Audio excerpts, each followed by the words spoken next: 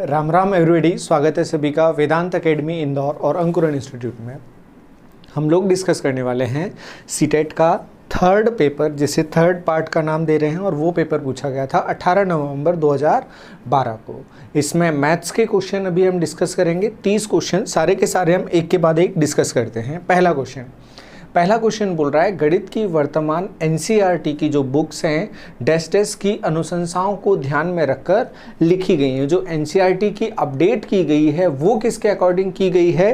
तो लंबी रिसर्च के बाद 2006 सीबीएसई के द्वारा नहीं, 2006 में राज्य बोर्ड द्वारा बिल्कुल भी नहीं। कुछ ऑप्शंस ऐसे हैं जो आप देखते ही हटा देंगे, दोनों ऑप्शन बिल्कुल भी नहीं है। थर्ड ऑप्शन है NCF 2005, national curriculum framework, NCF, राष्ट्रीय पाठ्यचर्या की रूपरेखा, जिसे लंबे रिसर्च के बाद 2005 में लाया गया था और उसी के अकॉर्डिंग बुक्स के सिलेबस तय किए जाते हैं। तो यहाँ हमारा आंसर बनेगा ऑप्शन नंबर सी, जो बेस्ट आंसर है हमारा।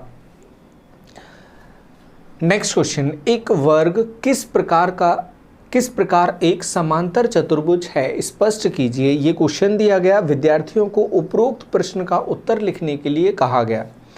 अब बच्चों से बोला गया कि आप इसमें बताएं कि किसी भी वर्ग को समांतर चतुर्भुज कैसे कहा जा सकता है। तो बच्चा क्या करेगा, उनकी प्रॉपर्टीज को रिकॉल करेगा और ध्यान करेगा वर्ग की क्या प्रॉपर्टी होती हैं और जो समांतर चतुर्भुज है उसकी क्या प्रॉपर्टी होती हैं, उनको मैच करेगा और उनके बेसिस पर वो बोलेगा। तो इसमें रिकॉल की प्रोसेस भी आ जाएगी और उनको मैचिंग की प्रोसेस भी आ जाएगी। यहाँ हम देखें, मुक्त अंत वाले प्रश्नों से परिचित कराना बिल्कुल भी नहीं है टीचर का ये उद्देश्य। फिक्स हैं दोनों चीज़ें, प्रॉपर्टीज फिक्स हैं। विद्यार्थियों के लेखन कौशल को सुधारना, कोई निबंध नहीं है जो लेखन कौशल को सुधारने की बात की जाएगी। विद्यार्थियों को चिंतन और मनन, वो सोचेगा कि क्या है, रिकॉल करेगा, मनन करेगा, याद करेगा वो और चिंतन करेगा कौन सी प्रॉपर्टी किसकी है, मैच कर रही है। तो इस बेसिस पर इसे ये कहा जा सकता है जो तार्किक चिंतन गणित में आवश्यक है। लास्ट ऑप्शन, कक्षा को अधिक अंतः क्रियात्मक सहभागी बनाना। सहभागी तब जब मिलकर समस्या का समाधान किया जाता है। लेकिन यहाँ पर बेस्ट क्या है, जो आपको पढ़ाया गया है, वर्ग पढ़ा दिया और बताया, समांतर चतुर्भुज भी पढ़ा दिया, तो वर्ग को किन आधारों पर समांतर चतुर्भुज कहा जा सकता है। तो यहाँ पर रिकॉल और मनन की बात की जा रही है, थिंकिंग की बात की जा रही है। रिकॉल करेगा और वो थिंक करेगा, इसके लिए यहाँ पर ये क्वेश्चन दिया गया है। चलते हैं नेक्स्ट क्वेश्चन की तरफ। अगला प्रश्न बोल रहा है, क्षेत्रमिति की इकाई पर आधारित पाठ्य योजना में शामिल एक अनुदेशात्मक उद्देश्य। अनुदेशात्मक उद्देश्य शिक्षण में लिए जाते हैं जब शिक्षण किया जाता है या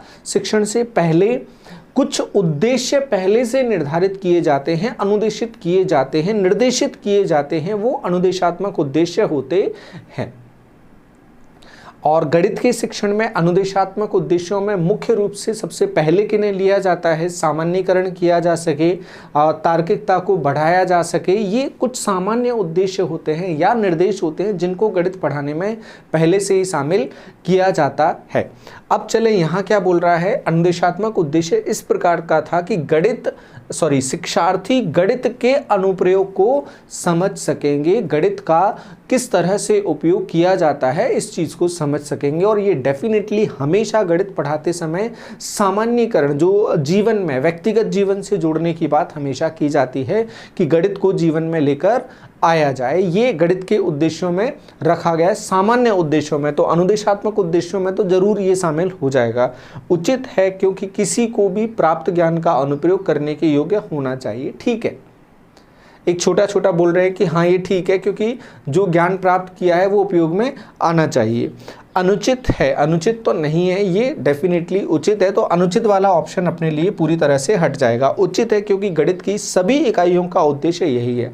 डेफिनेटली हर ब्रांच का उद्देश्य कि वो उसका अनुप्रयोग हो और वो यूज की जाए, अदरवाइज पढ़ने का कोई भी मीनिंग नहीं है। उचित है क्योंकि क्षेत्रमिति पर आधारित इकाई के दैनिक जीवन में अनेक अनुप्रयोग हैं। तो इससे जो बेस्ट ऑप्शन है, बिल्कुल अनुप्रयोग है, लेकिन जो बेस्ट ऑप्शन है क्षेत्रमिति से भी ज़्यादा बेस्ट ऑप्शन है कि उसे ओवरऑल करके बताया जा रहा है। तो हमारे लिए सबसे सटीक जो आंसर बनेगा टिक करने के लिए वो बनेगा ऑप्शन नंबर 3। ठीक है, चलें आगे, अब बढ़ते हैं नेक्स्ट क्वेश्चन हमसे बोल रहा है कक्षा 7 का एक शिक्षक सभी प्रकार के चतुर्भुजों की विशेषताएं पढ़ाता है। इस इकाई के बाद कक्षा परीक्षा में शिक्षक चतुर्भुज का निर्माण करने के लिए कहता है। अब यहाँ टीचर ने क्या पढ़ाया, विशेषताएं पढ़ाई, और विशेषताएं पढ़ाने के बाद क्या किया, निर्माण करने का बोल दिया, मतलब उसको डायग्राम बनाने का बोल दिया। जैसे आपको बोला जाए एक समांतर चतुर्भुज या एक समलंब चतुर्भुज, ट्रेपेजियम की प्रॉपर्टीज आपको बहुत अच्छे से समझा दी कि ट्रेपेजियम में ये होता है, इतना टाइप का ट्रेपेजियम होता है। अब आपसे बोला जाए बनाओ ट्रेपेजियम, और फिर बोल रहा है कक्षा में से कोई भी परीक्षा में निष्पादन नहीं कर पाया, एग्जीक्यूट नहीं कर पाया, उसे इसका संभावित कारण क्या हो सकता है। शिक्षक इस इकाई में विद्यार्थियों की रुचि नहीं बना पाया, इंटरेस्ट नहीं जगा पाया, तो बहुत जल्दबाजी होगी ये कहना कि बच्चे एग्जीक्यूट नहीं कर पाए हैं। तो इंटरेस्ट की वजह से, सिर्फ इंटरेस्ट की वजह से, तो सिर्फ इंटरेस्ट को जिम्मेदार नहीं माना जा सकता। विद्यार्थी कक्षा परीक्षा के प्रति गंभीर नहीं थे। इस तरह के ऑप्शंस पर आपको बिल्कुल भी नहीं जाना है। नेक्स्ट, कक्षा के सभी विद्यार्थी होशियार नहीं हैं, ये भी बिल्कुल ठीक ऑप्शन नहीं है। कक्षा में दिए गए अनुदेशों और किए गए आकलन में अंतर है। अनुदेश क्या दिए गए थे, विशेषताएं पढ़ाई गई थी। आकलन किस पर किया गया, निर्माण करने पर किया गया। अगर निर्माण करना सिखाया जाता तो आकलन निर्माण करने का होता, ठीक होता, लेकिन यहाँ पर दोनों मैच नहीं कर रहे हैं। विशेषताएं पढ़ाने पर रचना करवाई जा रही है, तो कुछ पढ़ाया जा रहा है, कुछ करवाया जा रहा है, दोनों अलग अलग है, इसलिए जो रिजल्ट है वो नहीं आ रहा है। तो यहाँ पर जो बेस्ट आंसर बनेगा वो बनेगा ऑप्शन नंबर डी। उम्मीद है अब आप इस चीज को समझ गए होंगे। अब चलते हैं हम आगे की तरफ। आगे क्या है, दो धनात्मक संख्याओं का योगफल 63 है। कभी भी इस तरह से होगा तो धनात्मक संख्याएं, जैसे आप लोगों को समझाया जाता है, ज्योमेट्री पढ़ाई जा रही है, तो सीटेट के लिए यदि आपको ज्योमेट्री के क्वेश्चंस करना है तो एमपी टेट की जो चयन परीक्षा के लिए हम सीरीज चला रहे हैं, वहां से आप ज्योमेट्री के प्रीवियस ईयर के जो तमाम टीईटीज के क्वेश्चन हैं, चाहे सीटेट के क्वेश्चन भी हो, वो भी वहां पर शामिल हैं। सभी टीईटीज के क्वेश्चन आपको वहां अवेलेबल हो जाएंगे, तो वहां से आप एक बार उन क्वेश्चन को जरूर कर लें। तो वहां पर हमने समझाया है कि पूरक और समपूरक कौन, कॉम्प्लीमेंट्री और सप्लीमेंट्री में समझाया है। वैसे यहां पर बोल रहा है दोनों संख्याएं मिला के कितना है, 63 है। उसमें से एक संख्या x है, ये x2 कुछ भी नहीं है, x है, ये x है। दूसरी संख्या से अगर ये 63 है, अगर टोटल 63 है तो पहली संख्या x है, तो दूसरी संख्या अपने आप क्या हो जाएगी, अपने आप हो जाएगी 63 माइनस x। 63 में से x इसके पास चले गए तो शेष जो भी बचे वो दूसरे के पास रहेंगे। शेष को इस तरह से लिखा जाएगा, 63 में से x हटा दो। अब हम चले आगे, क्या बोल रहा है, उनमें से एक संख्या x दूसरी संख्या की दोगुनी है। एक संख्या x दूसरी संख्या क्या है, 63 माइनस x की, ये क्या है, डबल है। ये क्या है, इसको डबल कर दें तो ये मिल जाएगा, कर देते हैं डबल। ये क्वेश्चन में बोल रहा है। अब ऑप्शंस की तरफ अगर हम देखें, ऑप्शंस को सॉल्व करने की कोशिश करें, तब समीकरण क्या बनेगा, ऐसा बोल रहा है वो। इसे हम देखें, ये क्या हो जाएगा, ये हो जाएगा x माइनस 63। x माइनस 63 तो कोई मीनिंग ही नहीं है, x माइनस 63 तो कुछ बनेगा ही नहीं, 63 माइनस x बनेगा। तो 63 माइनस x पर ही देखेंगे, x माइनस 63 को अभी हम हटा देंगे, तो 63 माइनस x से करते हैं। इसे हम देखें क्या बनेगा, ये x यहीं बना रहेगा, 2 इंटू 63 माइनस x, और ये इक्वेशन बिल्कुल वैसी है जैसी क्वेश्चन में हमने सॉल्व करके लिखी है, सिंपल करके। तो आंसर बनेगा ऑप्शन नंबर बी। अब चलेंगे नेक्स्ट क्वेश्चन की तरफ। अगला क्वेश्चन हमसे बोल रहा है 3 × 10⁵, 4 × 10⁵, 7 × 10⁵ प्लस 5 बराबर होगा।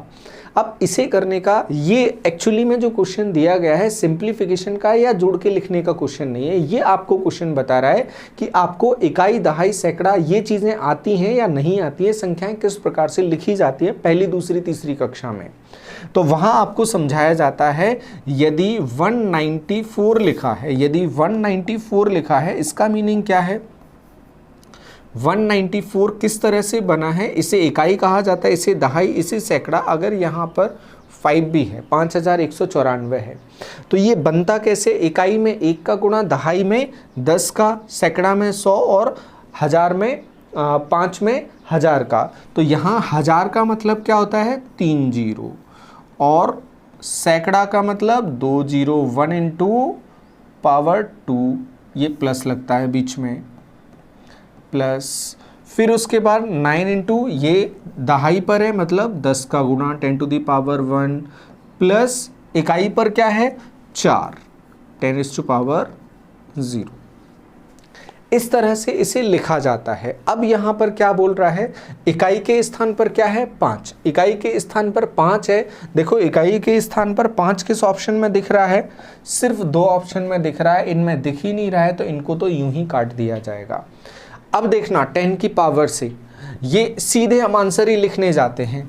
इकाई के स्थान पर 5 आ जाएगा। देखो पावर 10⁻1 में कुछ है नहीं है, तो वो 0 आ जाएगा। फिर यहाँ पर क्या है? 10⁻2 के साथ में 7, 3 के साथ में 4, फिर 4 के साथ में कुछ भी नहीं है तो 0, 5 के साथ में 3, 304705। ऑप्शन नंबर ए हमारा दे रहा है। जैसे इसे अगर लिखना होता तो इसे अपन क्या करते? इकाई के स्थान पर 4, पावर 1 के साथ में 9, पावर 2 के साथ में 1, पावर 3 के साथ में 5, पावर 4 के साथ, अच्छा 4 है ही नहीं, 5194 ये लिख जाता। और जो स्किप करता मतलब वो है ही नहीं, उसका गुणांक क्या है? 0, ये हो जाता। जो गायब है इसका मतलब है उसके साथ में जिस संख्या से गुणा हो रहा है वो 0 है, तो उसे हमने गायब करके लिख दिया। अब समझ में नहीं आया हो, वापस से करके देखोगे आपको समझ में ये आ जाएगा। चलते हैं नेक्स्ट क्वेश्चन की तरफ। संख्याओं 5.02, 5.18, 5.12, 5.007, 5.018 के माध्य और माध्यिका का योगफल निकालना है। माध्य निकालना है और माध्यिका निकालना है। दोनों क्या होते हैं? ऑर्डर में जमाने से ये मिलते हैं, लेकिन माध्य किससे मिलेगा? माध्य का मतलब होता है एवरेज। माध्य का मतलब होगा एवरेज। तो एवरेज हमें निकालना है तो जोड़ना पड़ेगा सभी को। 5 तो सभी में कॉमन है, तो माध्य निकालने के लिए अपन क्या करें? माध्य लिखते हैं। माध्य लिखा, माध्य 5 सभी में कॉमन है मतलब 25 तो ये होगा ही होगा, 25 तो रहेगा ही रहेगा। फिर उसके बाद ये 3 डिजिट तक जा रहा है, तो 3 डिजिट तक सबको लेकर चलते हैं। ये 20 हो जाएगा 3 डिजिट तक, ये 180 हो जाएगा 3 डिजिट तक, ये 120 हो जाएगा, ये 7 हो जाएगा और ये 18 हो जाएगा। जोड़ते हैं 200, फिर ये 320 और ये 25, 320 और 25, 345। 345 का मतलब 0.345। वापस से बता देते हैं, 200, 320 और 25, 345। भाग लगाना है किससे? 5 से। तो कितना आ जाएगा? 5। तो ये आ जाएगा। इसमें भाग लगाओगे 3 में नहीं जाएगा, 0 आ जाएगा। 30 में लगाओगे कितनी बार जाएगा? 30 में लगाओगे जाएगा 6 बार और बचेगा 4, ये 5। 5.069, 5.069 क्या आ गया? इसका माध्य। और माध्य का निकालना है, तो माध्य का कैसे निकालोगे? इनको असेंडिंग या डिसेंडिंग, घटते या बढ़ते क्रम में जो बीच में लिखा होगा वो क्या होगी? इसकी माध्यिका होगी। देखो बीच में क्या लिखा आएगा, लिखते हैं ये 18, इसमें सबसे छोटा कौन? ये, देन उसके बाद ये, देन उसके बाद ये पहले नंबर पर, ये दूसरे नंबर पर, ये तीसरे नंबर पर, ये आएगा 20। हाँ, ये तीसरे नंबर पर, फिर चौथे पर और पांचवें पर। इस तरह से ये ऑर्डर में आ जाएंगे, क्योंकि 5 तो सभी में दिख रहा है। तो 7 वाला सबसे पहले 5.007, फिर उसके बाद 18 वाला लास्ट वाला 5.018, फिर उसके बाद पहला वाला 5.02, फिर उसके बाद तीसरा चौथा 120 वाला 5.12, देन उसके बाद 5.18, तो बीच में कौन सा है 5.02, तो ये माध्य हो जाएगा। और हाँ, माध्यिका क्या हो जाएगी, माध्यिका हो जाएगी इसकी 5.02, टोटल करेंगे 9, ये 8 और ये 0 और ये 10.089, यहाँ से शायद जो क्वेश्चन तैयार किया होगा वहाँ से उड़ा दिया होगा। अगर नहीं दिखता, एज इट इज़ ऑप्शन दिखते, तो फिर हम जाते, बेस्ट ऑप्शन हमारे लिए हो जाता ऑप्शन नंबर 3। तो मे बी इस 3 को 9 करना होगा, या यहाँ पर 0 रहा होगा उसको उड़ा दिया होगा, जो भी होगा, लेकिन अपना जो सॉल्यूशन है वो ये बनेगा। अब चलते हैं हम आगे की तरफ। अगला क्वेश्चन, अगले क्वेश्चन में हमसे पूछ रहा है नंबर ऑफ सिमेट्रिक लाइन, सममित रेखाओं की संख्या। वो लाइन जहाँ से डायग्राम उल्टा करके रखने पर एज इट इज़ आता है वो सिमेट्रिक लाइन हो जाएंगी। हम यहाँ पर सिमेट्रिक लाइन खींचने की कोशिश करें, देखो 1, देन उसके बाद 2, फिर 3, फिर 4, फिर 5 और ये 6। अब ये वापस से रिपीट हो जाएगी, तो कितनी लाइन आ जाएंगी, 1, 2, 3, 4, 5, 6। ये 6 सिमेट्रिक लाइन यहाँ पर हमें दिख रही हैं, जो इस डायग्राम में बन रही हैं। जहाँ से डायग्राम वापस रखने पर एज इट इज़ बनता है उसे सिमेट्रिक लाइन कहा जाएगा। तो यहाँ हमारा आंसर बनेगा ऑप्शन नंबर 2। चलते हैं नेक्स्ट क्वेश्चन की तरफ। अगला क्वेश्चन बोल रहा है ये एक्सप्रेशन दिया है को परसेंटेज में व्यक्त करना है। तो पहले तो एक्सप्रेशन को ही लिख लेते हैं, क्या दे रहा है वो बोल रहा है 0.33 अपॉन 0.11। ये जो है ये क्या है, ये है 3, इसे परसेंट में लिखना है। परसेंट का मतलब 100 में से बताना है। अब 100 तो प्रकट होगा नहीं, 100 नहीं प्रकट होगा, तो 100/100 ये तो हम लिख सकते हैं। 100 में से बताना है, तो नीचे आ रहा है 100 और ऊपर आ रहा है 300। और यही हमने हमेशा सिखाया है, जब 100 में से बताते हैं तो नीचे जिस में से बताया जाता है वो नीचे लिखा जाता है। 100 में से कितना है 300, या परसेंट में, इसी को परसेंट में हम बोलते हैं, तो ये परसेंट में हो जाएगा 300%। आंसर होगा option number 2। Option number 2 answer हो जाएगा 300%। नेक्स्ट क्वेश्चन, 2 वर्गों की भुजाएं x सेंटीमीटर तथा 2x+1 है। ये x सेंटीमीटर है और इसके दूसरे वर्ग की भुजा 2x+1 है। इनके परिमापों का योगफल, परिमाप क्या होगा, इसका हो जाएगा 4x, इसका परिमाप 4x हो जाएगा। सभी को जोड़ दो, इसको जोड़ोगे कितना हो जाएगा, x आ जाएगा 8 बार, 2x 2x 2x 2x 8x हो जाएगा, और 1 भी आ जाएगा 4 बार, तो ये 4 हो जाएगा। परिमाप कितना है 100। ये 4 यहाँ आके घटेगा, कितना बचेगा 96, 8 और 4 12x, तो x कितना आ जाएगा 8 आ जाएगा। क्या जानना चाहता है भाई, उनमें से बड़े वर्ग का क्षेत्रफल बताना है। 8 दूनी 16 और 1 17, ये हो जाएगा 17। 17 का वर्ग कितना होता है, 17 का वर्ग, वर्ग का क्षेत्रफल, भुजा का वर्ग, 17 भुजा है तो ये हो जाएगा 289। साइड स्क्वायर 289 अपना आंसर बनेगा। भुजा का वर्ग उसका क्षेत्रफल होता है, एरिया होता है। अगला प्रश्न हमसे बोल रहा है 4, 20 और 28 के HCF और LCM का योगफल बताना है। HCF वो सबसे बड़ी संख्या जो तीनों को विभाजित करे।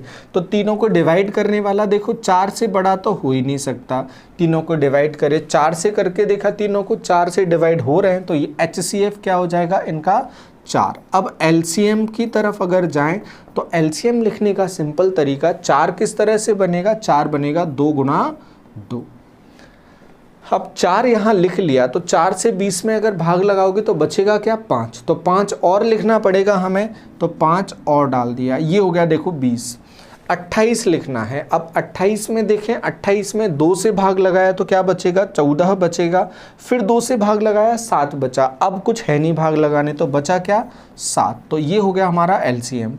2 दूनी 4, 4 पंजे 20, 20 7 140।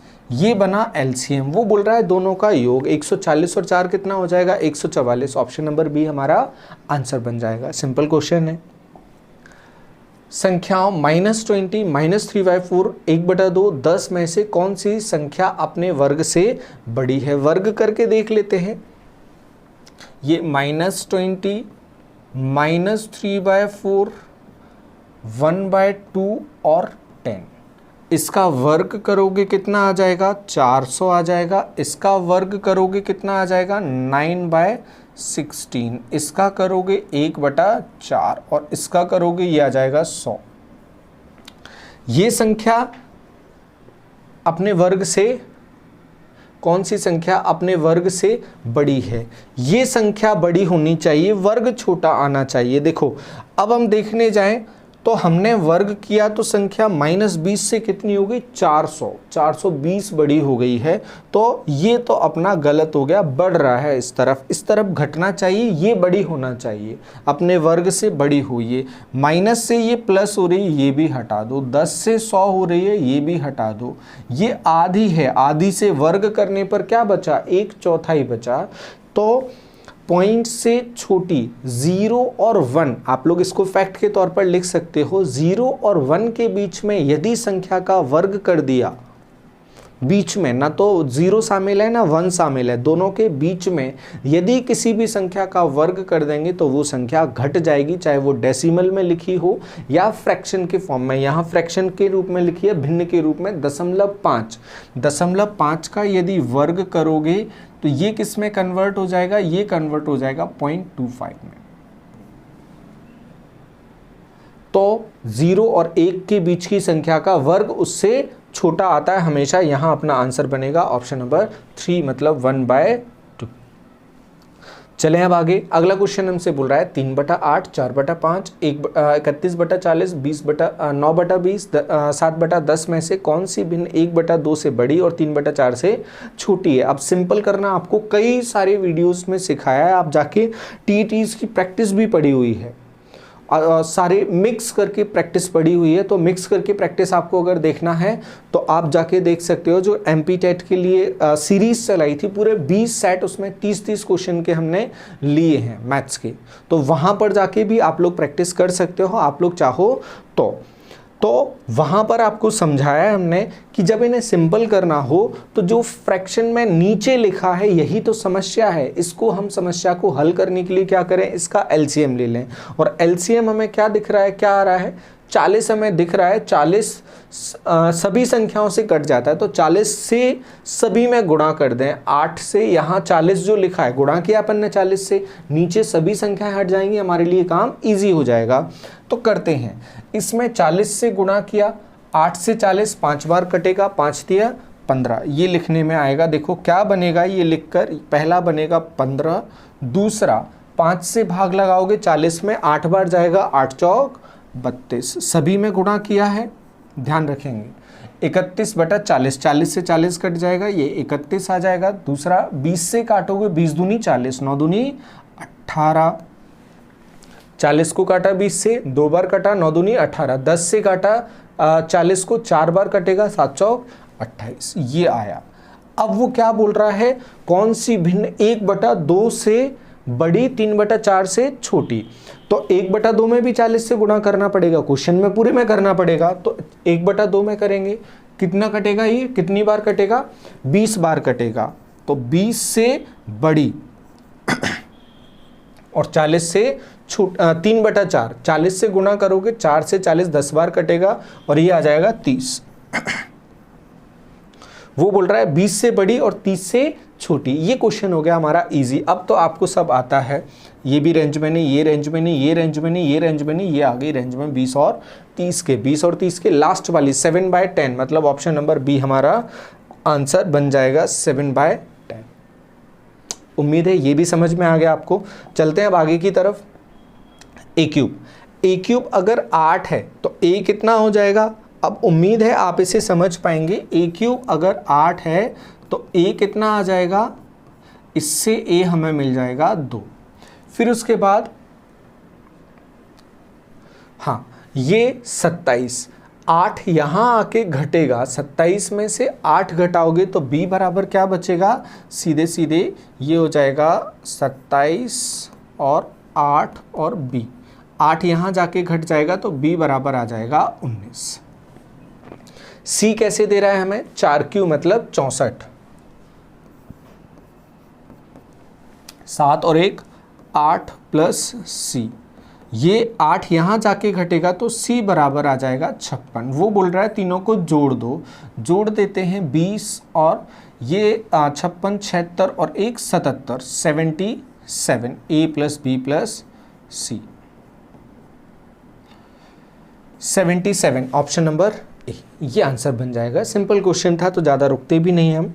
अगला प्रश्न, आकृति में ABC एक चतुर्भुज है, ये त्रिभुज है, ये डायग्राम दे रहा है तो इसमें क्या माप करना है?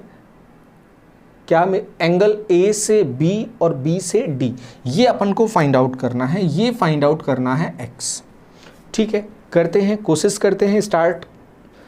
अब एक्सटीरियर एंगल थ्योरम, हम हमेशा आप जाओ और जाकर देखो जो ज्योमेट्री के क्वेश्चंस, कितने भी क्वेश्चंस हैं, ज़्यादातर क्वेश्चन में एक्सटीरियर एंगल थ्योरम लग रही है।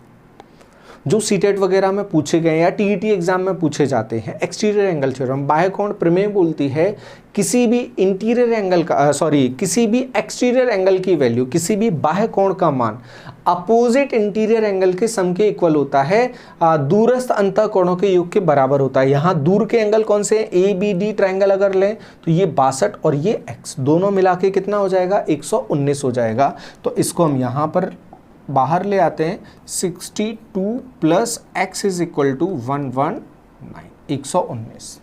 60 घटाओगे 59 हो जाएगा, 2 और घटाओगे 57 हो जाएगा, 57 degree. x is equal to 57 degree. Option number 3 हमें दे रहा है, ये आंसर बनेगा। सिंपल क्वेश्चन था ये भी। नेक्स्ट क्वेश्चन, किसी घन का आयतन 125 है। घन का आयतन क्या होता है? ए क्यूब। ये कितना दे रहा है? 125। 125 का मतलब ए कितना आ जाएगा? घनमूल करोगे 125 का, ये आ जाएगा 5। इसके एक फलक का क्षेत्रफल, हर फलक का क्षेत्रफल कितना होता है? ए स्क्वायर होता है, ए स्क्वायर होता है। ऐसे 6 फलक होते हैं तो संपूर्ण पृष्ठ का कितना आ जाता है? 6a स्क्वायर आ जाता है। तो एक का कितना? a स्क्वायर, तो ये कितना आ जाएगा? 25। ऑप्शन नंबर ए हमारा आंसर हो जाएगा। बेहतर है कि इसमें 6a स्क्वायर करके आंसर नहीं दिया, मतलब 150 ऑप्शन में नहीं दिया, नहीं तो वो निकल आता क्षेत्रफल में, क्योंकि आप लोगों को याद रहता है बस 6a स्क्वायर लगा दो, लेकिन वो एक का पूछ रहा है। टोटल 6 फलक होते हैं इसमें, 6 फेस होते हैं, एक फेस का होगा 25। PQR और TQR एक ही आधार QR तथा QR के एक ही ओर बने हुए हैं। यदि PQ बराबर TR और PR बराबर TQ है तो निम्न में से कौन सा सही होगा? 2 ट्रायंगल हैं। अब इसके हम कई सारे क्वेश्चंस कर चुके हैं। जब वो एक पेयर दे देता है तो फिर हमें डायग्राम की ज़रूरत पड़ती ही नहीं है। क्यों नहीं पड़ेगी? देखो, एक तरफ पूरा PQR ले रहा है तो हमने एक तरफ लिख दिया PQR। ये सर्वांग सम है, कॉन्ग्रेंट है। कॉन्ग्रेंट किसके है? ये कॉन्ग्रेंट है। देखना कॉन्ग्रेंसी PQ बराबर क्या है? TR है। अब यहाँ देखो, PQ बराबर TR, PR बराबर TQ, दोनों में कॉमन क्या है? P, दोनों में कॉमन है P। तो यहाँ हम एटलीस्ट क्या कर सकते हैं? ये जो P कॉमन है, इस P के लिए हमने लिखा, पहला वाला लिखा। अब देखो यहाँ दोनों में कॉमन क्या है? यहाँ TR है, यहाँ TQ है। T कॉमन है तो यहाँ सबसे पहले हमने T चेप दिया, T चिपका दिया यहाँ पर। यहाँ हमने देखा P के साथ में क्या है? Q, तो T के साथ में क्या आएगा? R। P के साथ में Q, तो T के साथ में Q के प्लेस पर क्या आ जाएगा? R। T R और क्या बचा? Q, ये बन गया। डायग्राम की जरूरत ही नहीं पड़ी। आंसर देखो, TRQ सॉरी, ऑप्शन नंबर 4, ये आंसर बन जाएगा।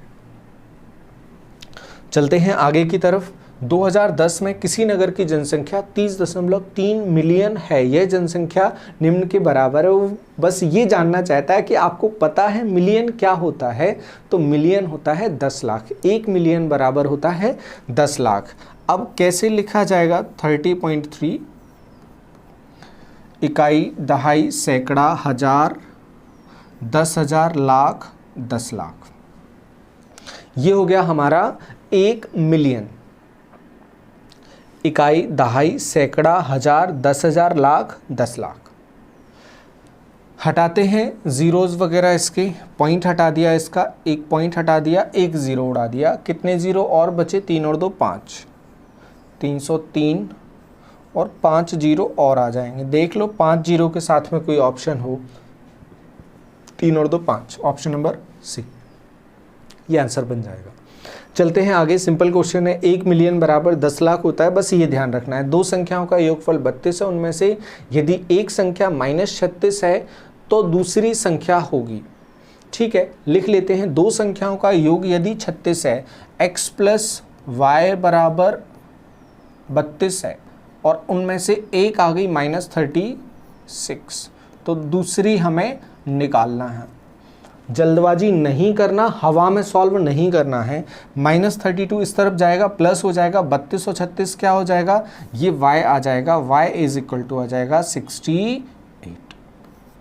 68 किसी ऑप्शन में, ऑप्शन नंबर 2, ये आंसर बन जाएगा हमारा। नेक्स्ट क्वेश्चन क्या बोल रहा है? x² + 7x + 10 x² - 3x - 10 का एक उभयनिष्ठ गुणनखंड है। उभयनिष्ठ अगर फैक्टर हमें देखना है, जो दोनों में कॉमन फैक्टर है वो देखना है, तो हम दोनों के फैक्टर करने से पहले या बेहतर तरीका हमारे पास क्या है? अगर ये इनको सेटिस्फाई करेंगे, गुणनखंड होगा तो डेफिनेटली सेटिस्फाई करेगा, तो पहला वाला क्या होगा? फैक्टर होगा। तो ये इस तरह से बनेगा। x = क्या होगा? -2 पुट करने पर ये इक्वेशन क्या हो जाएंगे? दोनों 0। अगर पहला ऑप्शन सही है, अगर दूसरा ऑप्शन सही है तो x = क्या बनेगा? 0 बनेगा। सॉरी, दूसरा ऑप्शन x = 2 बनेगा। तीसरा ऑप्शन x = 5 बनेगा। चौथा ऑप्शन x = -5 बनेगा। x की वैल्यू डालते हैं, जो दोनों को 0 कर देगा वो आंसर हो जाएगा। पहले डाला -2 डालेंगे तो अब पहला x² की जगह 4 हो जाएगा, ये हो जाएगा -14 और +10, ये तो इक्वेशन 0 हो गया। दूसरा इक्वेशन देखते हैं हम, x² की जगह 4 हो जाएगा, 3x -2 डालोगे तो ये प्लस हो जाएगा, +6 और -10, 4 और 6 10, 10 में से 10 गया 0। ये लो, पहला ही ऑप्शन हमारा सही हो गया। बाकी ऑप्शन आप लोगों के लिए होमवर्क बच जाएगा। आप वहाँ पर बैठे हैं, पॉज करें और अपने आप को सेटिस्फाई करें। x = 2 डालकर देखें, 5 डालकर देखें, -5 डालकर देखें। दोनों इक्वेशन किसी से भी 0 नहीं होंगे, क्योंकि दूसरे से अगर हो गए तो दोनों फैक्टर वही हो जाएंगे, तो दोनों फैक्टर वो देगा नहीं, दोनों फैक्टर नहीं देगा, तो ये मानकर चल रहे हैं हम। तो यहाँ बनेगा अपना आंसर ऑप्शन नंबर ए। एक ही कॉमन फैक्टर वो पूछ रहा है। 2 -10 - 1 निम्न में से किससे डिविजिबल है?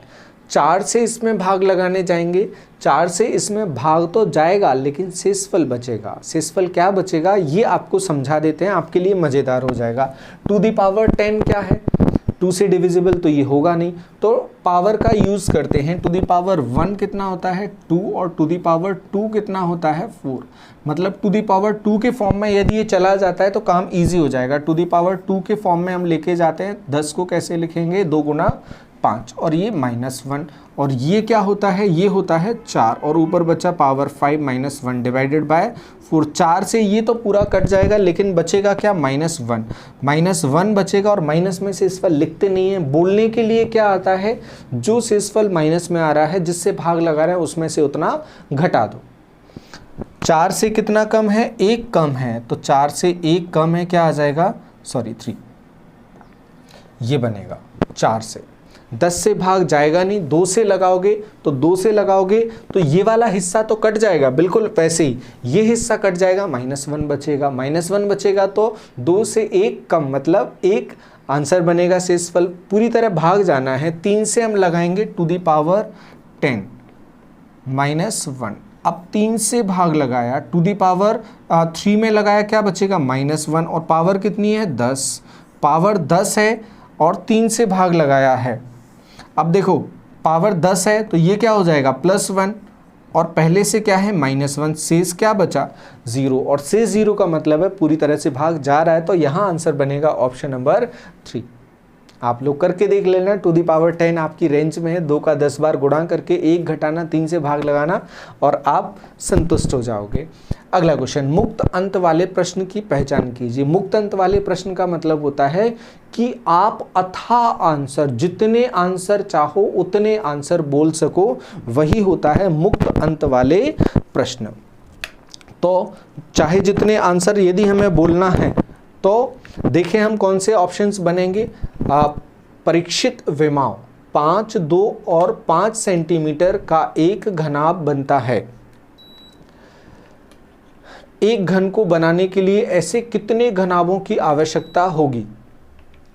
अब देखो यहां जो वो बोल रहा है एक घनाभ है 5, 2 और 5 सेंटीमीटर का, एक घन को बनाने के लिए ऐसे कितने घनाभों की आवश्यकता, वो घन ही नहीं दिया कितना बड़ा है। हो सकता है वो एक चौक के डिब्बे के बराबर हो, या उससे बड़ा, या और बड़ा, या और बड़ा दे, लेकिन वो क्या करेगा, 1 मिनट रुको, परिचित सीमाओं में 5 सेंटीमीटर, 2 सेंटीमीटर, 5 सेंटीमीटर एक घनाभ बनता है। एक घन को बनाने के लिए ऐसे कितने घनाभों की आवश्यकता होगी। हाँ, इसको फिक्स करके अगर हम चलेंगे 5, 5 और 2 के हिसाब से लेंगे तो कुछ फिक्स संख्या में घनाभ बन जाएंगे, और अगर बड़ा करेंगे तो ये भी क्या हो जाएगा, ओपन की तरह पहुंच जाएगा। और हम आगे चलें, अभाज्य गुणनखंड पद्धति का प्रयोग करते हुए 512 का बिल्कुल फिक्स वो बोल रहा है मेथड, और फिक्स बोलेगा और 512 का घनमूल करेगा, कुछ भी कर लेना, वो 8 पर पहुंच ही जाएगा। 10 के घन को ज्ञात कीजिए। 10 का घन आप ज्ञात करोगे तो डेफिनेटली एक फिक्स आंसर पर आप पहुंच जाओगे।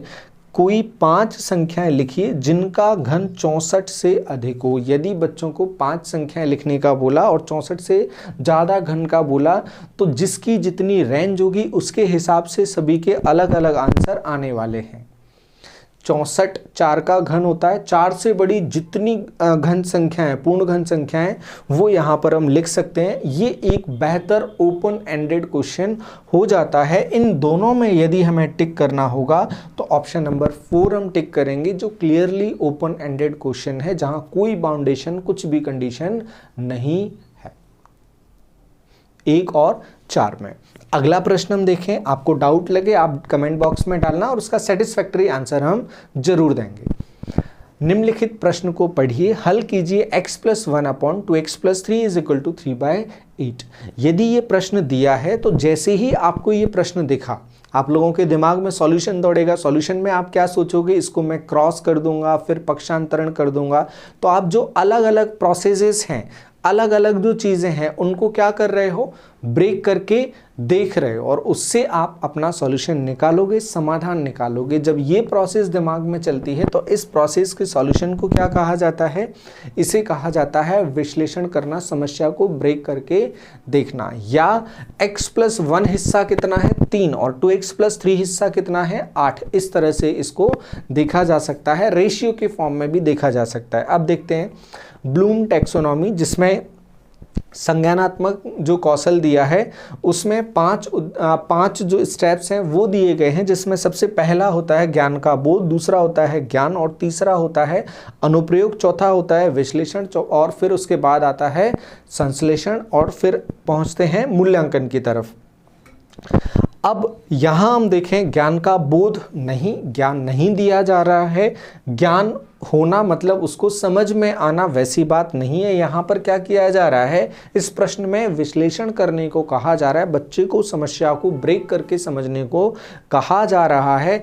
अनुप्रयोग नहीं है। अनुप्रयोग होता कि ज्ञान आता, ज्ञान का बोध होता, और बोध होके क्या होता, उसका अनुप्रयोग होता। लेकिन यहाँ पर तो समस्या दी है, उसे ब्रेक करके देखा जा रहा है। तो ब्लूम टैक्सोनॉमी के हिसाब से अगर यहाँ पर हम बात करेंगे तो किस स्टेप पर जा रहा है, ये विश्लेषण पर, जहाँ समस्या को ब्रेक करके देखा जाता है, हल किया जाता है समस्या को। अनुप्रयोग में नई समस्याएं ली जाती हैं जो ज्ञान पर आधारित होती हैं और यहां ज्ञान को सॉलिड किया जाता है। और वो करने के बाद जब वो सॉलिड होता है तो विश्लेषण पे पहुंचते हैं। जब विश्लेषण हम कर लेते हैं तब हम नई चीज़ें डिराइव करने की कंडीशन में पहुंच जाते हैं और उस कंडीशन को कहा जाता है संश्लेषण। अगला प्रश्न निबंध प्रतियोगिता है। देखो एक क्वेश्चन आया था लेखन शैली का, तो लेखन शैली में हमने बोला था कि ये निबंध तो नहीं है। तो निबंध का उद्देश्य होता है बच्चों का जो लेखन है, जो सोच है, जो समझ है, वो सोच समझ के साथ में लेखन की जो पद्धति है उसकी, उसमें भी सुधार करना, लेखन कौशल में सुधार करना। के आयोजकों ने यह निर्धारित किया कि विजेता को 100 रुपये का पुरस्कार मिलेगा और जो प्रतिभागी जीत नहीं पाए उन्हें 25 रुपये का पुरस्कार मिलेगा। मतलब जो लड़ा उसे भी पुरस्कार मिलेगा। एक जो लाइन आती है, गिरते हैं सिपे सलार शाह सलार, गिरते हैं शाह सलार ही मैदान जंग में, वो तिफल क्या गिरेगा जो घुटनों के बल चला। जो लड़े ही नहीं उनको क्या मिलेगा, वो गिरेंगे नहीं, वो हारेंगे नहीं। जो लड़ा है उसके साथ हार और जीत दोनों चांस लग जाते हैं। तो यहाँ पर वही बताया गया है कि यदि आप जीते तो आपको 100 रुपये मिलेंगे, यदि आप लड़े तो आपके लड़ने की हिम्मत की दाद दी जाएगी, उसका सम्मान किया जाएगा, उसमें भी 25 रुपये पुरस्कार दिया जाएगा। तो यहाँ 25 रुपये दिया जा रहा है। कुल पुरस्कार राशि जो वितरित की गई वो 3000 रुपये, 3000 रुपये बांटे गए। यदि प्रतिभागियों की कुल संख्या 63 है तो विजेताओं की संख्या ज्ञात कीजिए। ये एक अर्थमेटिक का लैंग्वेज का क्वेश्चन हो जाएगा। आपको इसे सॉल्व नहीं करना है क्योंकि ऑप्शन में वैसा नहीं दिया है। ये सॉल्व हो जाएगा ये सॉल्व। तो क्या बोल रहा है, गणितीय संकल्पना की जांच के अलावा शिक्षक, इसमें मैथमेटिकल जो है वो तो देखेगा टीचर, लेकिन साथ में वो क्या कर रहा है, अलावा शिक्षक विद्यार्थियों के साथ चर्चा कर रहा है। चर्चा करते हुए वो चर्चा भी कर रहा है। जैसे हमने अभी बोला गिरते हैं शाह सलार ही मैदान जंग में, वो तिफल क्या गिरेगा जो घुटनों के बल चला। तो इसका मतलब क्या है कि हम आपको प्रोत्साहित कर रहे हैं कि आप करें। तो यहाँ गणित के मूल्यों के अलावा सामाजिक जो मूल्य हैं वो भी बात की जा रही है, उसमें मोटिवेशन की भी बात की जा रही है, चर्चा भी की जा रही है, माध्यम से किन मूल्यों को विकसित कर सकता है। अच्छा निबंध लिखने की योग्यता महत्वपूर्ण है। सामाजिक मुद्दों पर विचारों को लिखने का विकास नियमित आदत के रूप में किया जा सकता है। जब चर्चा कर रहे हैं और जो पढ़ाया जाता है वो व्यक्तिगत जो सामाजिक जीवन है हमारा, जो बाहर जीवन है, उससे जोड़ने का प्रयास किया जाता है, तो निश्चित रूप से सामाजिक मुद्दे इसमें लिए जाएंगे। नियमित आदत के रूप में किया जा सकता है। और निबंध प्रतियोगिता में भागीदारिता के माध्यम से आप अपने विचारों को सार्वजनिक करने के अवसर को भी प्राप्त कर सकते हैं। जो व्यक्तिगत विचार हैं उसको भी वो रख सकते हैं। तो ये एक ठीक ऑप्शन लग रहा है। देखते हैं आगे। जीतना भागीदारिता से अधिक महत्वपूर्ण है, बिल्कुल भी नहीं है, क्योंकि हारने वाले को भी पुरस्कार दिया जा रहा है, प्रोत्साहन उसे भी दिया जा रहा है। भागीदारिता अधिक महत्वपूर्ण है, ये भी नहीं। अगर भागीदारिता ही महत्वपूर्ण है तो फिर जीतने वाले को अधिक पुरस्कार क्यों दिया जा रहा है। तो प्रोत्साहन दोनों लिए जा रहे हैं, लेकिन ये एक एक पर जोर दे रहे हैं, ये बिल्कुल भी नहीं है। अच्छा निबंध लिखने की योग्यता महत्वपूर्ण है, बिल्कुल होती है, इसलिए प्रतियोगिता कराई जा रही है, लेकिन साथ में गणित भी लिया जा रहा है और विचारों के आदान प्रदान भी, चर्चा भी चल रही है, इसलिए ये रेस्ट्रिक्ट हो जाता है। तो बेस्ट ऑप्शन बचा अपने पास ऑप्शन नंबर 2।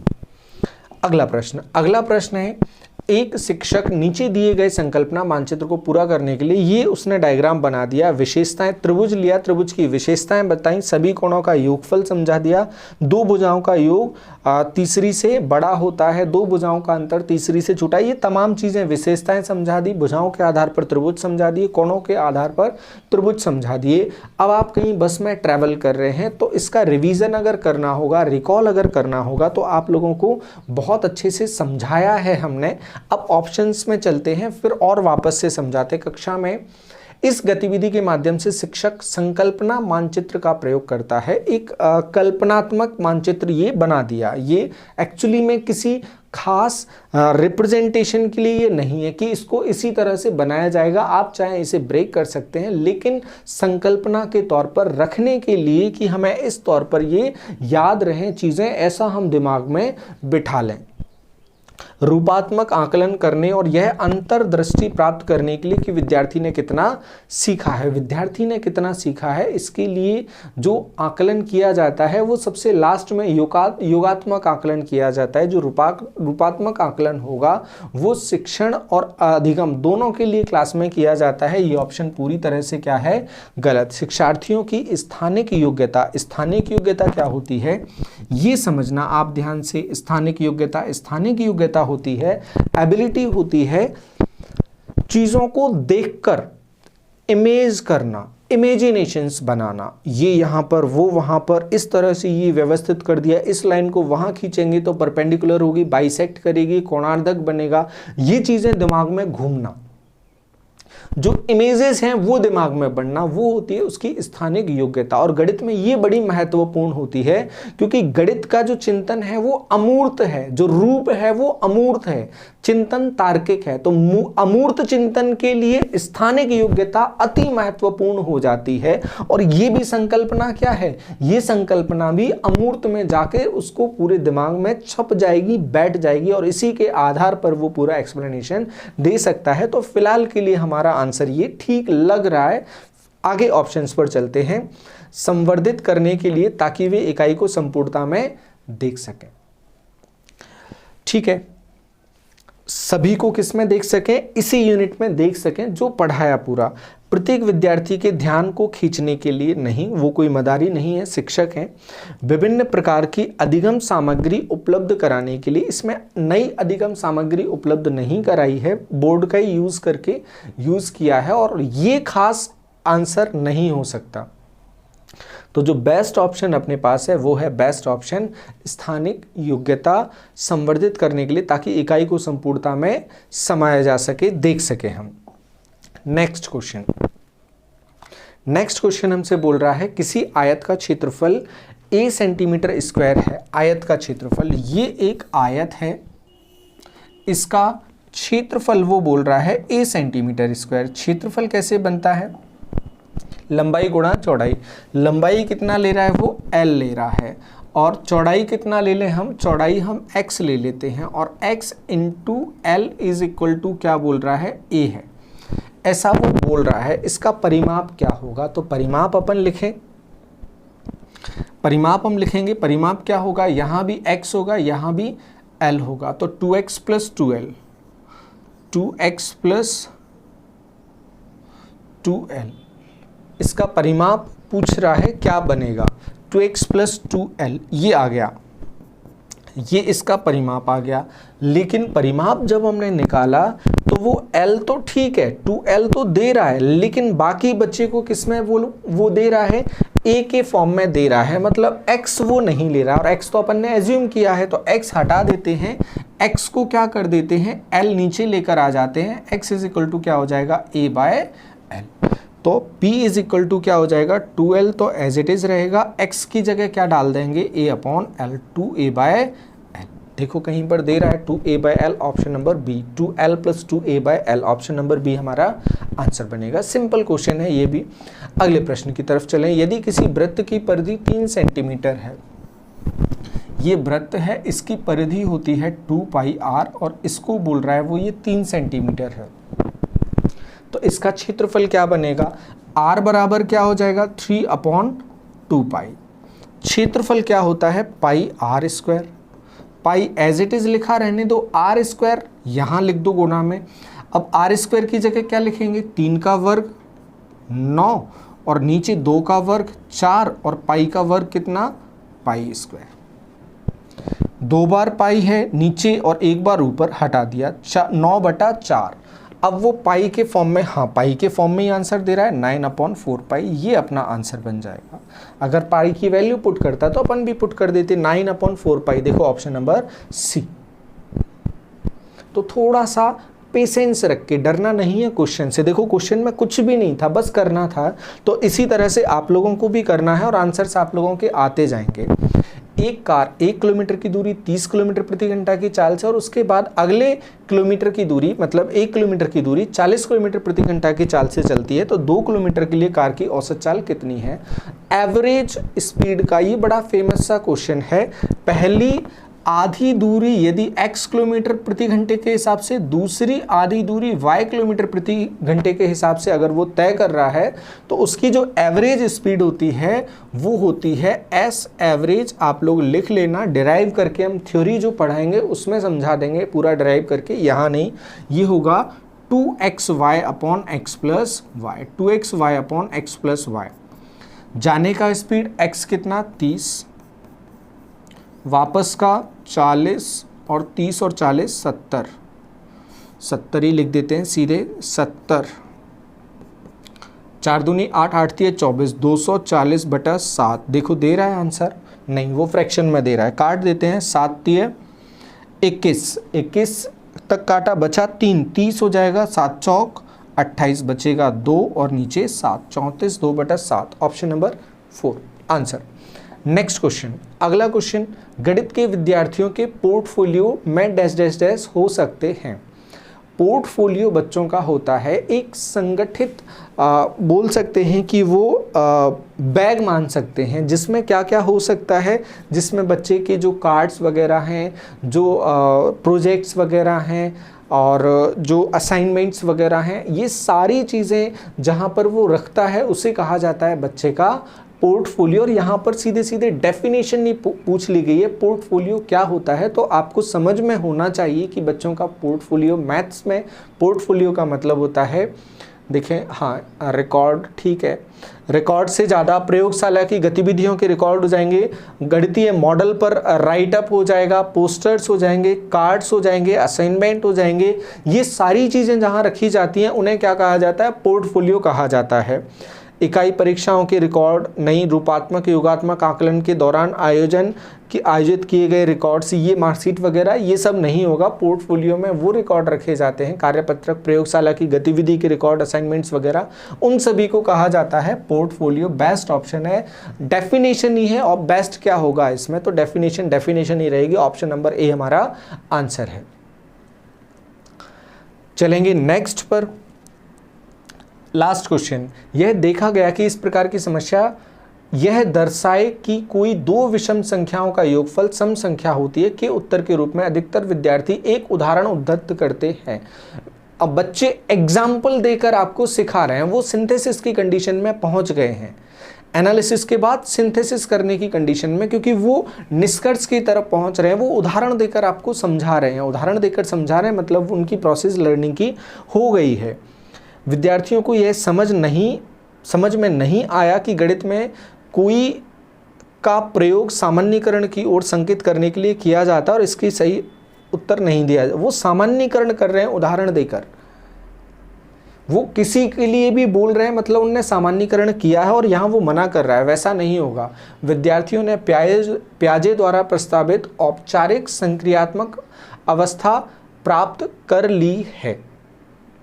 वो सरल से कठिन की तरफ बढ़ रहे हैं, नॉलेज की तरफ बढ़ रहे हैं, और यहाँ पर ये नहीं कहा जाएगा पूरी तरह से प्राप्त कर ली है, औपचारिक की तरफ वो डेफिनेटली बढ़ रहे हैं, और औपचारिक से और आगे वो बढ़ सकते हैं। तो यहाँ पर हम रुकेंगे, ठीक कुछ हद तक ठीक है, लेकिन पूरी तरह से ये ठीक नहीं है। अभी वेट करेंगे, प्याजे की जो चारों अवस्थाएं हैं उन पर ये बेस्ड है। विद्यार्थियों का यह दृढ़ विश्वास है कि यदि एक कथन संख्याओं के सेट के लिए सत्य है तो वह हमेशा सत्य होगा, और उन्होंने सामान्यीकरण करने की दृढ़ रणनीति विकसित कर ली है। ठीक है, ये कुछ हद तक ठीक है। विद्यार्थियों ने कक्षा में कथन के लिए तार्किक प्रमाण नहीं सीखा है, ये तो पूरी तरह से गलत है। वो उदाहरण देकर बता रहे हैं, तो तार्किक प्रमाण की बात ही नहीं है। विद्यार्थियों का यह दृढ़ विश्वास है कि यदि एक कथन संख्याओं के एक सेट के लिए सत्य है तो वो हमेशा क्या हो जाएगा, सत्य हो जाता है। ऐसा बच्चों ने सीख लिया है, इसीलिए वो क्या कर रहे हैं, सामान्यीकरण करके वो सामान्यीकरण करने की दृढ़ रणनीति विकसित कर ली है। कि ऐसा कुछ एग्जाम्पल के साथ में, जैसे हम आपसे बोलें एक विषम संख्या की घात विषम प्लस एक विषम संख्या की घात विषम क्या होगा, तो आप हो सकता है 30 सेकंड हो सकता है तुरंत के तुरंत आप आंसर करने लगो, सर यही होगा हमेशा, यही होगा हमेशा। तो आप भी क्या कर रहे हो, सामान्यीकरण कर रहे हो उदाहरण से, आप सभी लोग अलग अलग सोचोगे, लेकिन जो आंसर होगा वो सामान्यीकरण क्या होगा, सेम होगा सभी का। तो क्या बोल रहा है, विद्यार्थियों का दृढ़ विश्वास है कि यदि एक कथन संख्याओं के एक सेट के लिए सत्य है तो वह हमेशा सत्य होगा, और उन्होंने सामान्यीकरण करने की दृढ़ रणनीति विकसित कर ली है। किस पर जाएंगे, बेस्ट ऑप्शन होगा हमारा ऑप्शन नंबर 3, जो आप लोगों ने भी किया। तो आप लोग इस बात में सेटिस्फाइड होंगे कि हाँ वो ठीक है। ये थे अपने आज के 30 क्वेश्चन। अब हम चलते हैं नेक्स्ट सेशन में, मिलते हैं अगले 30 क्वेश्चन के साथ में। उम्मीद है आपको इनमें बहुत मज़ा आ रहा होगा और आपको सीखने को मिल रहा होगा। जैसे जैसे हम आगे बढ़ेंगे पीछे वाली चीज़ें रिपीट होने लगेंगी और आपको मज़ा आने लगेगा। सर अब कंसेप्ट्स बिल्डअप हो रहे हैं, कंसेप्ट्स रिपीट हो रहे हैं, और वही होगा आपके आने वाले जुलाई के एग्ज़ाम में कि बहुत सारी चीज़ें यहाँ से सीधे सीधे आपको दिखेंगी और मज़ा आएगा। आप लोग बाद में बोलोगे भी कि सर एज इट इज़ चीज़ें रहीं। तो उम्मीद रहेगी कि हमें बहुत मज़ा आगे आने वाला है और आने वाली चीज़ें हमारे लिए और इजी होने वाली हैं। तो फिलहाल के लिए धन्यवाद। राम राम सभी को। Thank you.